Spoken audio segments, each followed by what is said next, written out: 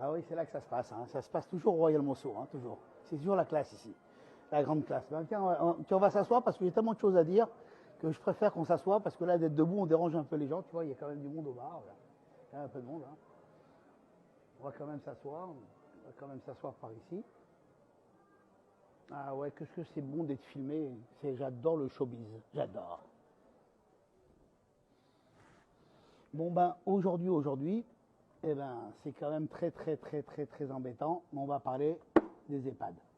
Vous avez bien compris que ce qui me tient à cœur, vous avez vu mon petit teaser, c'est les EHPAD, les EHPAD, les EHPAD. La catastrophe de la France.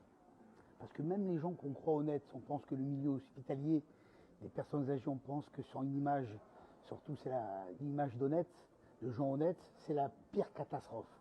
Parce que là, j'ai quand même regardé ce qui s'est passé, c'est pire ce qu'on pense. Ça veut dire que même quand des gens venaient s'inscrire qui n'avaient pas d'argent, on leur demandait des 7 et 8 000 euros, des 10 000, des 7 000, des fois 20 000 hein, selon le haut de gamme, ils n'avaient pas d'argent. On dit c'est pas grave, ils sont tellement riches, ils sont tellement rasés de partout, puisqu'ils économisent de partout, ils prenaient une hypothèque sur leur maison. Okay, et puis, si cette personne partait au bout de 6 mois, 8 mois, il prenait une hypothèque pour 3 ans d'avance, hop, il vous avait l'hypothèque sur 3 ans de loyer pour 200 ou 300 000 euros. Puis quand la personne elle partait au bout de 6 mois ou 1 an ou 2 ans, hop, il bloquait chez le notaire 300 000 euros, ils encaissaient. Il y avait tellement d'argent qu'ils pouvaient ne pas faire payer et pour les hypothèques sur les maisons.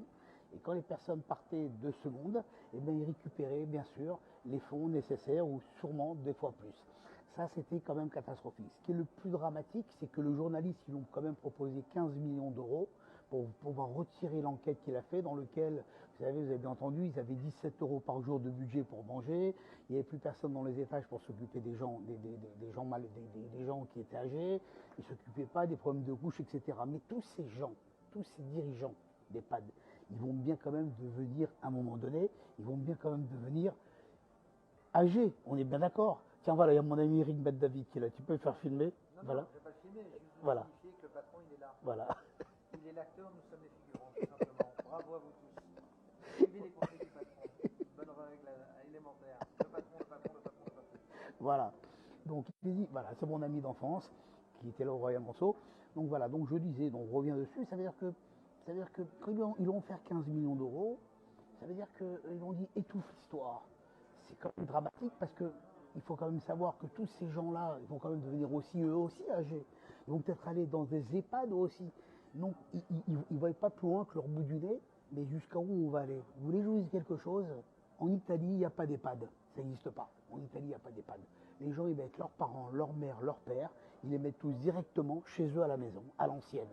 Ben, c'est certainement mieux. Parce que quand je vois des gens qui étaient là, où les parents payaient, enfin les enfants payaient des 5 et 10, 6 et 7 000 euros, et qui sont arrivés à la dérive, vous ne pouvez même pas les faire marcher. Leurs parents, ils avaient des bleus partout, ils ne pouvaient même pas fonctionner. C'est une horreur, c'est un film d'horreur. Alors bien sûr que la capitalisation boursière s'est effondrée 70%, mais elle doit s'effondrer même de 95%. Mais ce qu'il ne faut pas, maintenant, ce qui va se passer, il va y avoir les croque-morts qui vont acheter les titres, il va y avoir maintenant une OPA sur cette opération. Donc ça veut dire maintenant on va parler finances. Tous ceux qui sont derrière et qui ont vu que le cours a chuté pour des raisons financières, en vérité, il n'y a rien de grave parce que la valorisation de ces maisons de retraite qui sont les plus grosses d'Europe, c'est la même. À part qu'il y a un procès qui va rentrer en jeu, que les dirigeants et qui vont en prison. Et ben dans cette tourmente, les gens ont vendu les titres, ça fait baisser. Et là, une fois de plus, les gens vont s'enrichir. Les gens qui vont acheter des actions vont s'enrichir. Vous savez pourquoi ils ont fait ça, les dirigeants? Pour valoriser leur boîte, faire monter leur boîte en bourse, pour donner le minimum de frais et le maximum de gains en fin d'année pour les bilans. Tout ça au détriment de vie humaine. Alors toujours je dis, il faut aimer son prochain comme soi-même, mais en vérité, il faut aimer son ancien comme soi-même. Parce que nous, on va tous devenir anciens, on va tous passer par là. Et la vieillesse, il faut savoir une chose, la vieillesse, c'est une... Quand on vit, on reste seul, on est complètement isolé. Et les gens pensent qu'ils vieilliront jamais.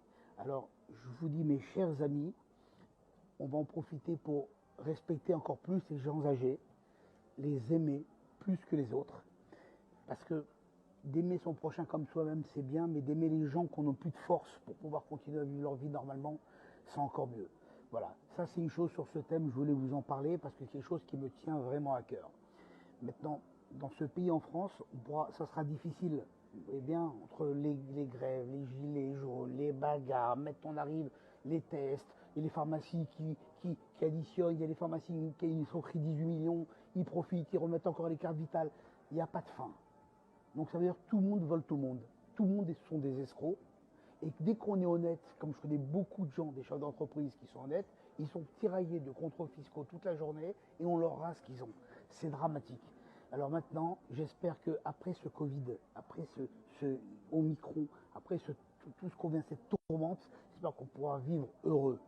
Et vous faites un petit mot sur la politique, ma petite Marine Le Pen, tout le monde se sauve. Hein, ils vont tous chez eux. Hein. Et oui, Marine Le Pen, ça fait 40 ans de père en fils que vous voulez vous présenter. Et à la fin, vous n'y arrivez jamais. À un moment donné, il faut rester à la maison et passer la main. Voilà. C'est tout ce que j'ai à dire pour aujourd'hui. C'était pour moi très important. Je vous embrasse.